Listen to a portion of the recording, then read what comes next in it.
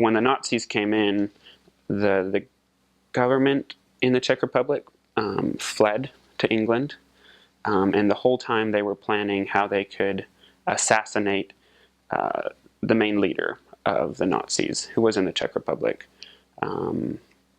And so they had this huge mission, and they got the guys over there, they paratrooped them in and everything, so that they could set up to kill this guy, kind of as a symbol to the Allied powers that they were in this game, like they needed help.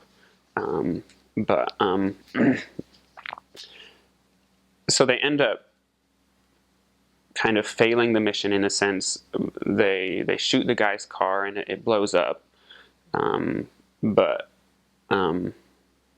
they don't kill him outright, and he ends up dying in a hospital. But somehow the Nazis figured out that these assassins were tied to this village outside of Prague, and kind of in retaliation to that, they leveled the whole village. They lined up all the men.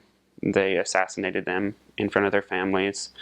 They sent some of the kids who were worthy of it to be Germanized, and the women and other children went to concentration camps. And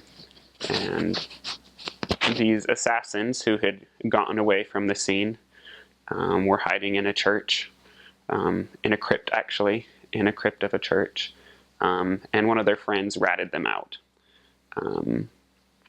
So the Nazis came in, they try to gas them out, they're shooting into the crypt as much as they can, and in the end the assassins see no way out, so they commit suicide in the crypt there. And that story really hit home for me because it's right there in Prague. I went to the crypt.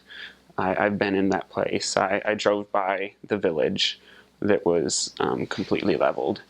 And there's just a really interesting spirit that comes there when you realize that these people had so much taken away from them. And I feel like that's something that I lacked at the beginning was, I mean, I claim to understand, like, oh, I know what you're going through. I've been through hard times, but to really grasp that, it took me a while before I understood that, so.